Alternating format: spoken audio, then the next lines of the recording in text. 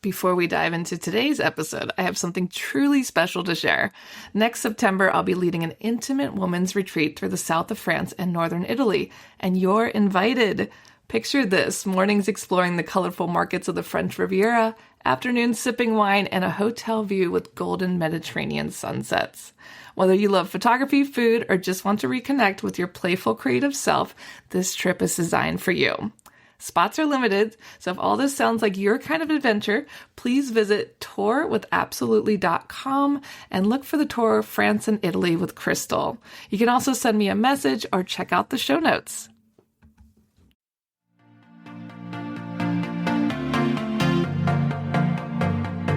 Hey guys, my name's Crystal Kenny, and I'm in love with creating. All things artistic and imagination involved. I'm an American girl who chased her creative dreams all the way to Paris, France, making a living using photography. This podcast takes you inside the stories of all the artsy folks I've met along the way and gives you that extra push to discover your creative gifts. The desire to create is deeply inside each and every one of us, and I give you the tools and inspiration to find a new way of living a more creative life. This is La Vie Creative, the podcast.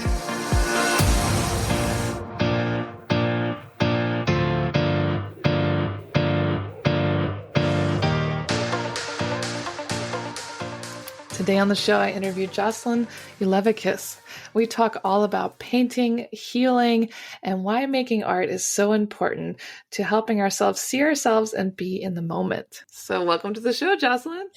Thank you for having me here. Thank you. I finally bumped into you on our street. Basically, we're neighbors. It's funny how small the 18th is, how it's like a village up here. It absolutely is. It's really funny because this morning I was scrolling on Instagram, as you do, and I noticed that somebody had liked one of my pictures and they started following me, and I was like, who's this? And I clicked on it, and it was legit a woman that I walked by last week making photos. Oh my gosh, I love that. I was like, wait, I recognize her because she was so beautiful. She was so striking. She was just beautiful. And I don't know. I just, something about her stuck with me. And when I saw her, of course it probably, it's not a surprise, but at the same time, just in that proximity of seeing her, and then there she is on Instagram. And the 18th is quite small. Paris is big, but small, But this is even crazy. I was in San Francisco several years ago, and I met a guy there who lived in Paris, and we became friends and hung around a bit while he was there. And then 2 years later, I randomly ran into him in the third in Paris. Isn't that crazy? I was an au pair when I first moved here, and then the woman that took over for me after, I never saw her again. This was 13 years ago. And then last year, I walked out my apartment and she's standing in front of my door. And I was like, what are you doing at my home? And she's like, I'm just walking around Paris. And I was like, what are the chances? It's so crazy. Anyway, Let's get back to, where are you from and what brought you to Paris? Wow, I am, my story is nonlinear, like many of us. I'm from the United States originally. I come from Connecticut, and I've been abroad since 2010. And actually, that's sort of when my love affair at Paris began. I was a graduate student in England. I was not studying art, which we will talk about later today, I'm sure. I was a health sciences master's student in the Department of Health Sciences at the University of York. And that Christmas, I was actually just after Christmas, closer to New Year's, I came to Paris to spend the new year. It was always a dream of mine, and I fell in love right away. And kind of after that, it became a little bit of a tradition where I spent almost every birthday in Paris, when I could. I was living in Amsterdam after grad school, so it made it quite easy to jump on the dallies. And kind of little by little, I just manifested the dream over time. It wasn't something that could happen immediate for me. There were things that had to kind of fall into place, and then life sort of had its own plans. And then in 2023, I became a European citizen. And it was kind of after that it was really easy to take the leap. The story is way more nuanced and very cool. And maybe sometime we could sit over a glass of wine and I could tell you about it. But Um, Yeah, I would love that. And like, congrats on becoming an EU citizen. That's huge. Thank you. Thank you. It was really a dream come true. And yeah, I really feel like look, I mean, Paris is wonderful. I don't know if I really have a rationale though. It's more of a feeling that like I knew I belonged here.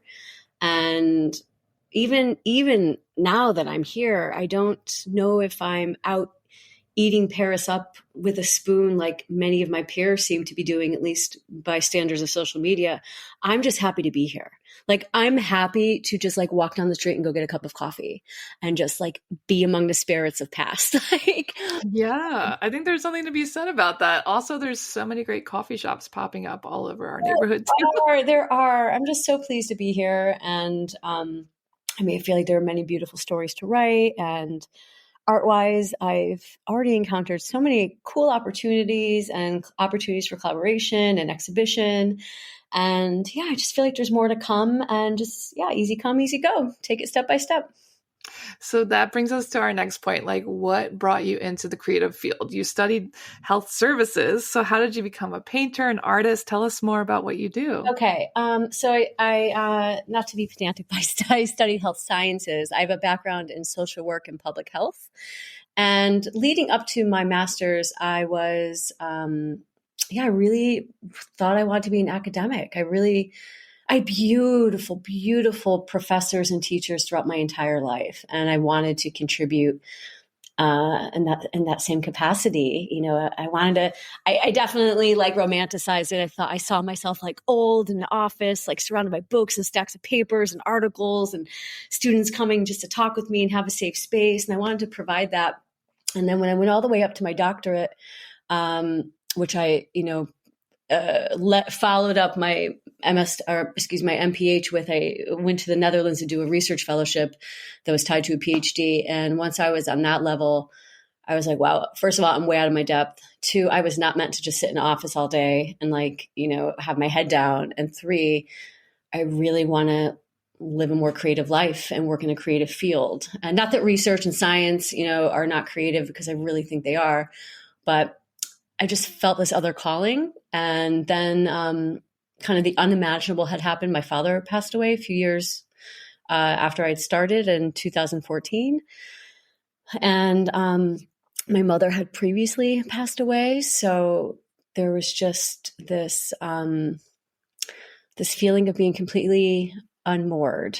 I mean, I just felt disconnected from everything that I thought meant something.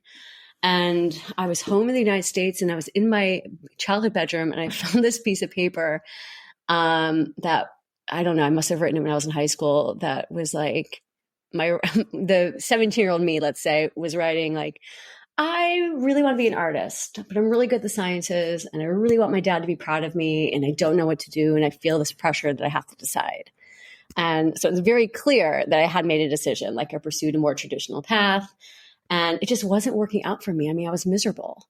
And I couldn't keep up the performance anymore. So about 6 months after that, I quit my PhD, and I didn't really know what I was going to do after that. At the time I was on a visa. I lost the visa. I had to go back to the United States.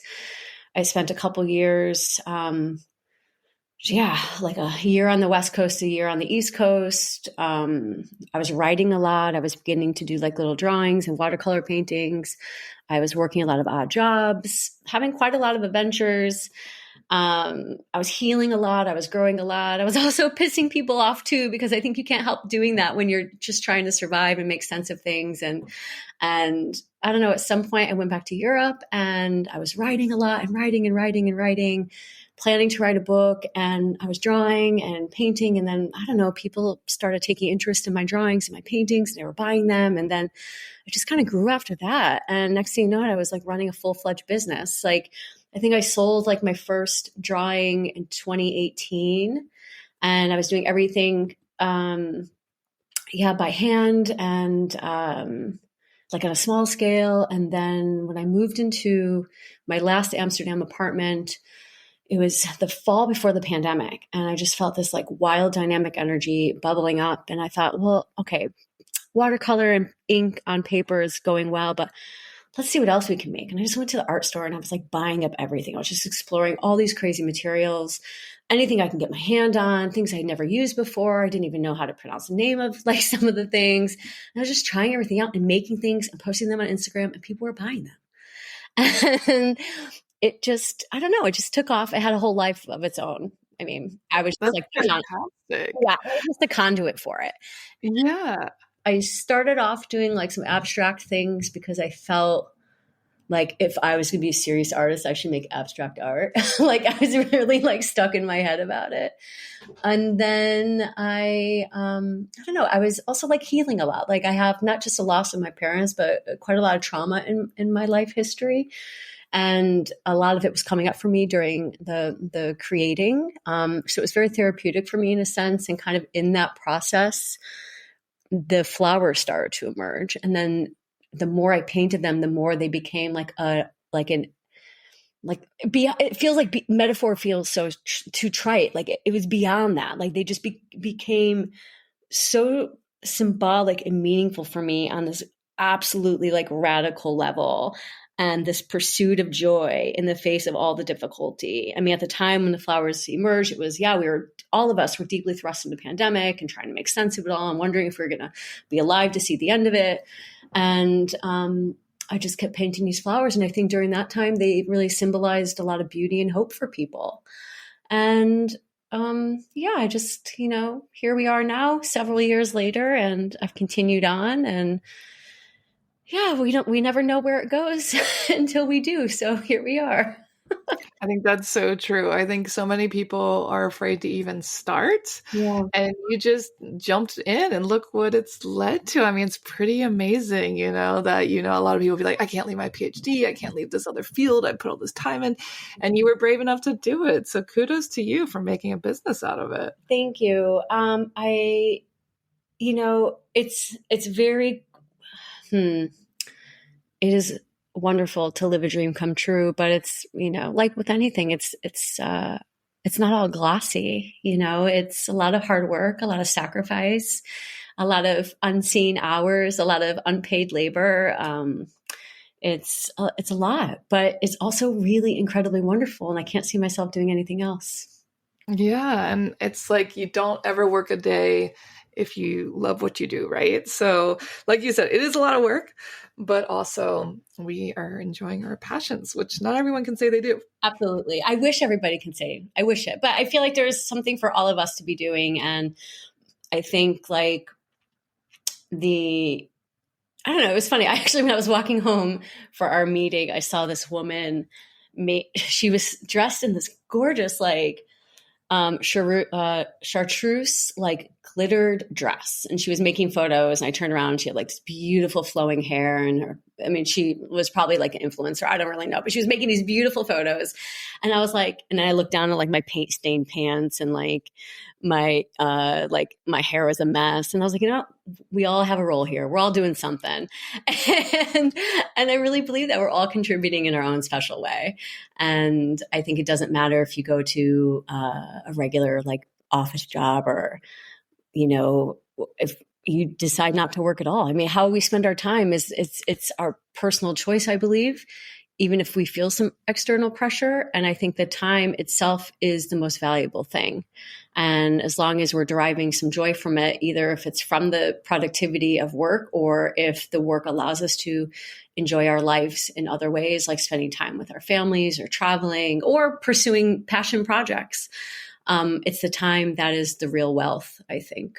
Yeah, I completely agree. I mean, time is everything. And I think everybody suffers from insecurities and FOMO. I mean, especially in the internet age of Instagram, we're constantly scrolling, constantly comparing. And I've interviewed so many people that are, what society would consider super successful, and some that are just, starting out, and everyone shares these insecurities. So, I think it's really important that we, remember that we're all just trying to do our best, like no one's better than anybody. 1,000%. And I think it's important to shed light on that and to talk about it. And I don't think enough people do. And it's something I'm trying to be more honest about, at least with my brand identity online. I'm on Instagram, I'm on Substack, I'm also on Patreon. And more and more, actually, since the summer, I had a little bit of a burnout.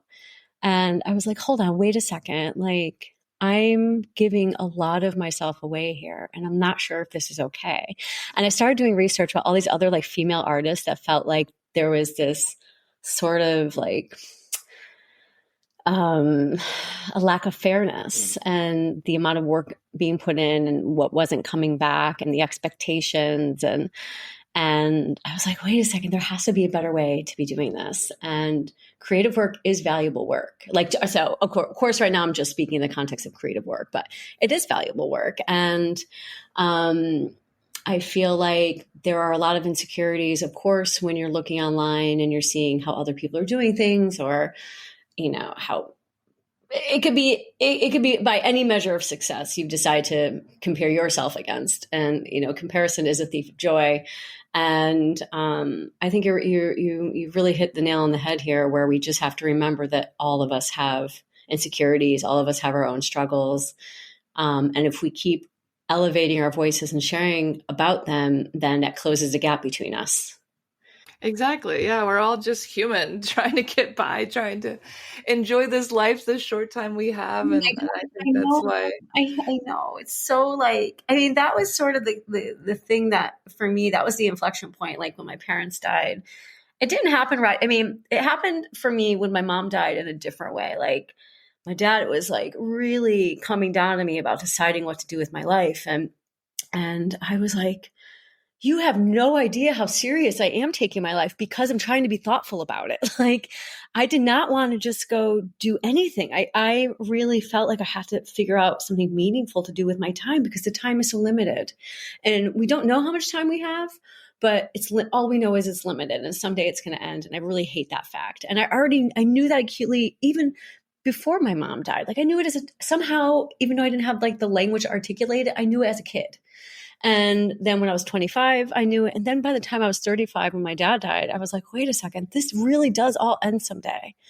And it's not enough for me to be crying every day on the way to work. Like, I need to be doing something else. And, over the last several years of making artwork and sharing it with people, and I say sharing instead of selling, because I feel like what I'm really doing is sharing. Yes, there's a transactional aspect of it because I'm being paid for my work, but I can't tell you like the amount of times I've connected work with people that have found like solace in my story through my paintings, or they've connected with something, or even just the imagery of the flowers and their own becoming, their own healing, their own transformation. I've been commissioned to do paintings to celebrate life. I've been commissioned. I just recently was commissioned to paint a bridal bouquet for a woman who's beginning a new chapter in her life. I feel like I'm really bridging a lot of these important parts of the human experience through what I'm doing, and I just want to do more of it. Most recently, I've developed like an art mentoring program. It's sort of like art coaching, like life coaching kind of thing, but through like somatic release and creative therapy. I'm not a licensed therapist. I want to be clear about that, but I've run workshops, and the feedback has invariably been that they're very therapeutic and allow people to feel more expansive and grounding. So I started this mentor program, and that's really taking off, and that's really great. And I'm also doing like workshops for women in Paris now, beginning this Saturday. And just to have the opportunity to help people like lessen the load through the creative arts and through like somatic exercises, I think. That also just feels like a gift and a natural extension of everything I've been doing so far. That's fantastic. Tell us more about somatic exercises, because I think some listeners may not know what that is. Okay. So I guess to be a little granular, what I like to do is a lot of grounding work. Like, I'll begin my sessions with something like, you close your eyes, put both feet on the ground, put your hands on your lap, or maybe a hand to your heart, and we'll just start breathing together. And then after a few breaths we take together, I will ask the person sitting in front of me or the group of people in front of me to breathe on their own. And I cannot tell you again and again how transformative it is to watch people like breathe and how confronting it is and how beautiful it is. It's so touching every time I experience it. And that's one example. Another is like through dance and through movement, touch, and the relationship between these modalities and creativity. So I love that. Like combining all these mediums to help people heal. absolutely, it's somatic exercises are the point of them. And there's probably like a professional therapist out there who may kind of call me to task on my explanations. And I do apologize. As I said, I'm not like a trained therapist. But from my own experiences, just in my creative work, I know that somatic exercises, the value of them is because they emphasize the internal sensing or what it feels like to move instead of trying to achieve a certain posture or performance goal. So the point of it is to let go and to just be in the body with no other agenda. In other words, be present. And in that presence is when you could enter like a flow state, i.e., like that beautiful state that, many artists, myself, enter when they begin painting, and they lose sight of what they're doing. And then voila, hours later, they have a painting in front of them. At least that's how I work. I describe myself as like an intuitive artist. I'm an expressionist artist. I work from my body. My body tells me where to go. My body tells me where to move. If I'm feeling something in my stomach, I'm like, what does that look like? What does that feel like? What if I had to give it a color, a texture, a feeling? How do I translate that on the canvas? And I just start from there. And these are the types of prompts that I will give people when I'm working with them. One person might describe like a funny feeling in your throat. So we'll explore what that object, if it's an object, what is the object? What does it look like? What does it feel like? Can you give a color? Can you give a texture? Can you draw it for me? And then we'll talk about, well, what does healing that look like? And then we'll next thing you know it, you start seeing hands moving around, different shapes kind of being thrown in the air. It's beautiful. And then we say, okay, let's paint that. What does that look like? And that's kind of when the real transformation starts to happen. It's very, very cool. I love that. It's so great that you're helping people heal through the creative arts. And that's like what this show is all about, really, is like making people want to try. Because I think so many people are scared to try something creative too. Well, if I can, I don't know if we're running out of time, but I want to add, sometimes it disappoints me that I don't have like the professional credentials that I may need if I want to advance in any way to help women further along in their healing journeys. But what I can say is that through my lived experience, I healed a great ton by creating. Even my therapist, the therapists I work with in the past, they were always like, you need like, keep writing, write it all down, write, like create something with your memories, create something with your words. They all pushed me. And I will never forget that encouragement. And with painting, like whenever, sometimes it could be just like moving like one color on an empty canvas. I don't have to like have an outcome, but just like it's color therapy. I don't know. It's like some sort of action where the act of creating has transformed my entire life. I was a completely different person 10 years ago. I was a different person 5 minutes ago, but like it really helped me navigate like unimaginable difficulty, grief, loss, and trauma. So I highly recommend it. Yeah, you are the embodiment of what we're trying to talk about here.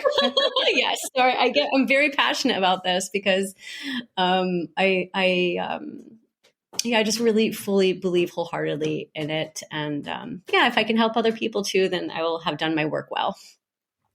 So you are definitely confronting pain through your work. Many artists fear that. They fear confronting the pain through their work.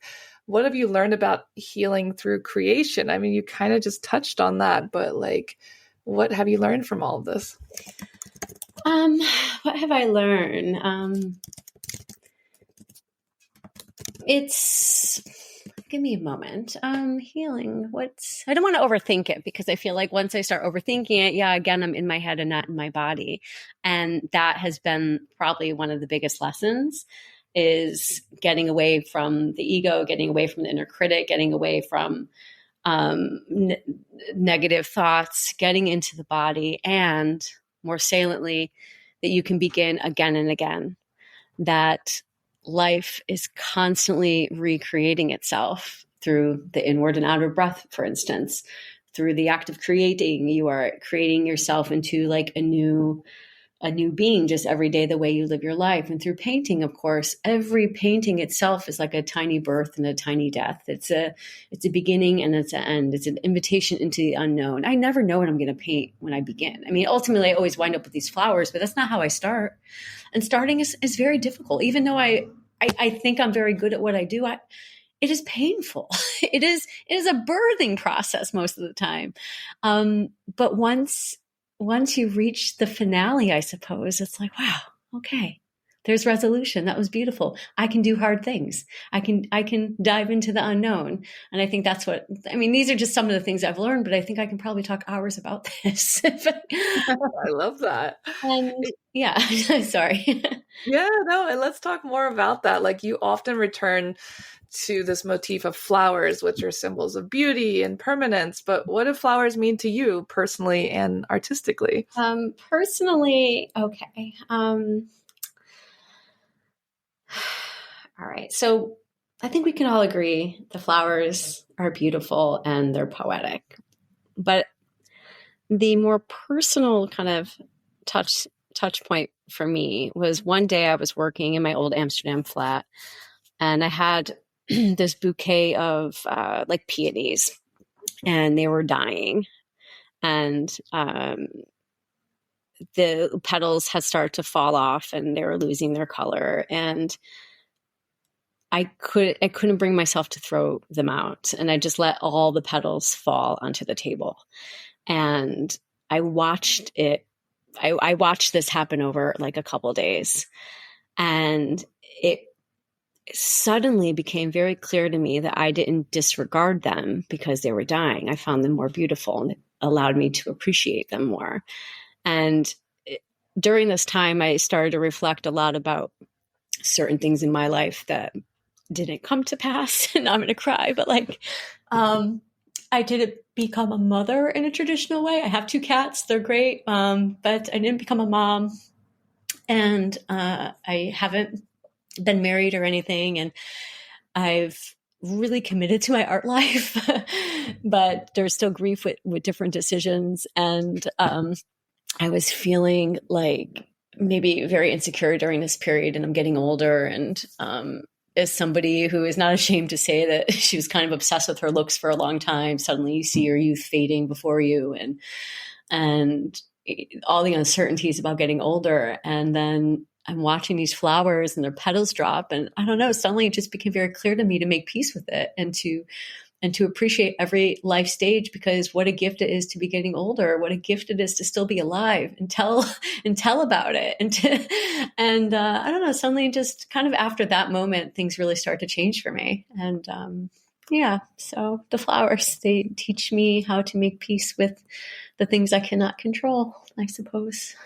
I think that's really beautiful. And I bring that up a lot because, as a photographer, I'm always photographing women, and women are always like, I'm ugly, I'm old, I'm fat, mama, Yeah. I'm getting like, I'm aging. But like, we constantly need to, like you just said, remember that it's a gift to age, like Yes. we may not always feel that way because of marketing and the world around us. But like you said, it's like such a gift just to be here at every stage of life, and just to continue on and to pursue these passions like you're doing. I think that's a really beautiful way to put it. Thank you so much. Thank you. I appreciate it. And how do you maintain your creative faith during periods of uncertainty or self-doubt? Through creating. Keep going. I don't really have, yeah, I just keep going. That's how it saves me again and again and again.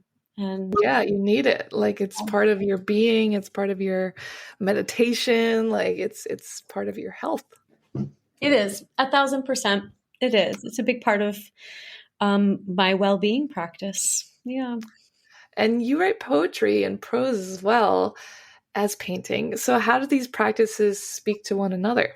Oh, that's a really great question. Oh, I wish I had some cool academic thing to say about it, but I don't. It's funny.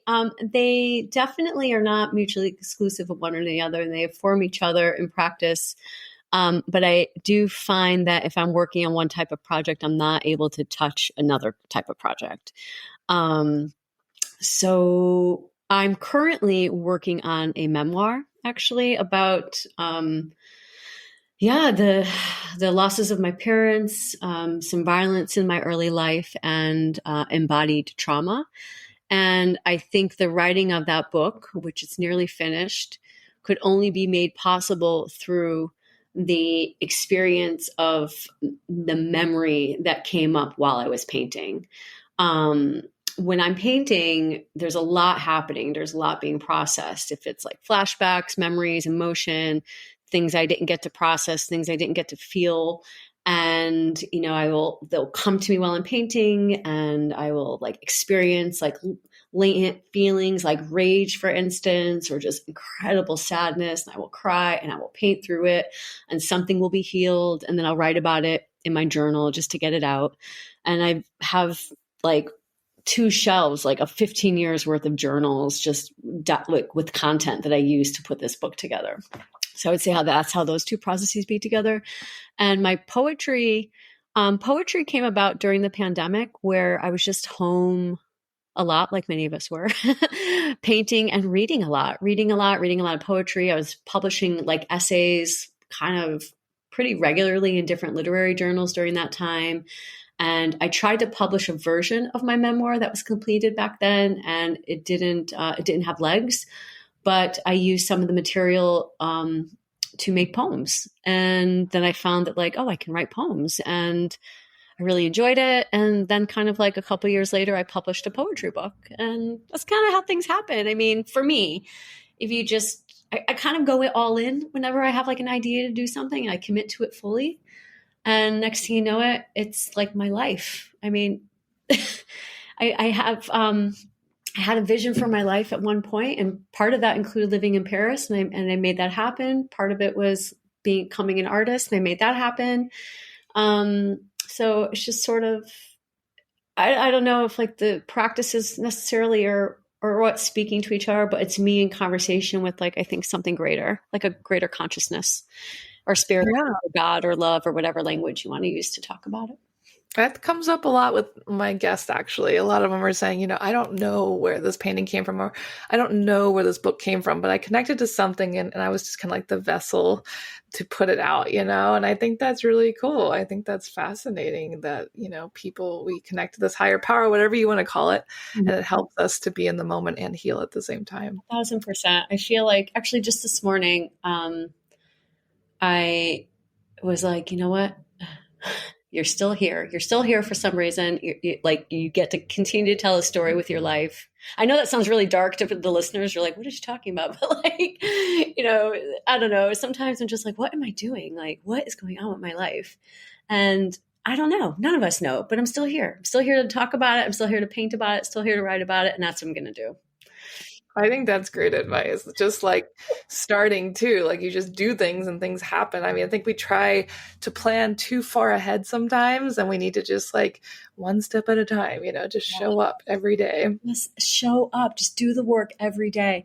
And it doesn't have to be some big monumental task. It could just be like one little thing, like write. If you want to be a writer, like there are things that help you become a writer, like read a lot and you have to write. But sometimes you only have like 5 minutes to spend 5 minutes and write something down. It does not have to be perfect. It won't be perfectionism too. Yeah. We have to avoid that. We have to avoid that.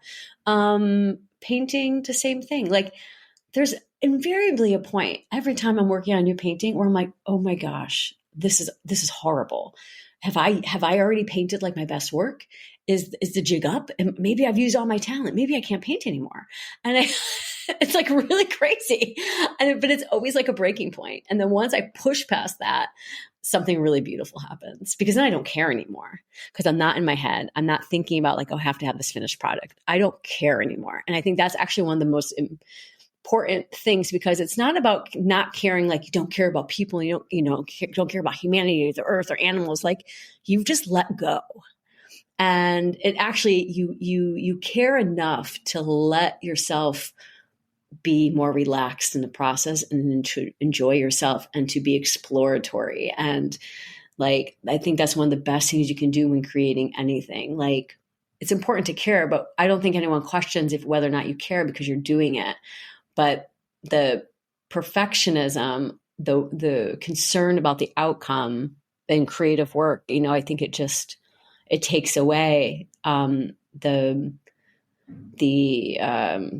freedom I believe that you need in order to create anything. I'm losing my words and my thought about this because I don't know if I can find the language to explain it very well. But I think the important thing is to get out of your head. And I think a good way to explain it would be in painting flowers. I don't think my flowers necessarily always look like flowers, but you can sense they're flowers. They've definitely taken on a more abstract tone the last maybe year, because I find that personally more interesting to create. It's more about feeling for me and like an exploratory process based on my body and intuition. But when I'm thinking about what does a flower feel like, that's much more difficult to express than what does a flower look like, and then looking at a photo and trying to replicate it. Like, that's for me personally not very fun. I don't want to create that way.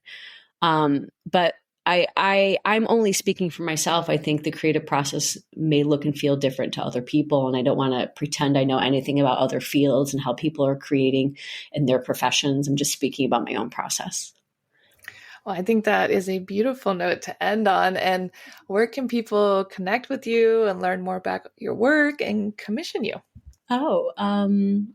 They can find me on Instagram at Jocelyn.Ulevicus, or on Substack, The Living Canvas. And on my Substack, I kind of write around the experience of being a single woman at 46 with no kids, and my experience of bereavement and creativity and how all of this intersects.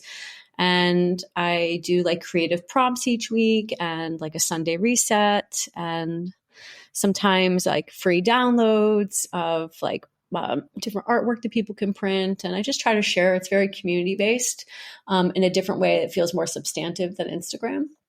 And then I'm also on Patreon. It's the same, my name, or my website, www.jocelynulevicus.com. Perfect. Well, we'll share all that in the show notes. And thank you so much for sharing with us today. I hope you can make sense of some of it. And if anyone has any questions, I would love to talk with you more, meet you for a coffee or have a phone call. And everybody take care out there. Thanks for listening, and sending love from Paris. Thanks so much for tuning in to La Vie Creative. You can find more information on MissParisPhoto.com. And if you enjoyed this show, please feel free to share and spread the word for all my creative guests. We have the power to help them to keep doing what they love. See you next time.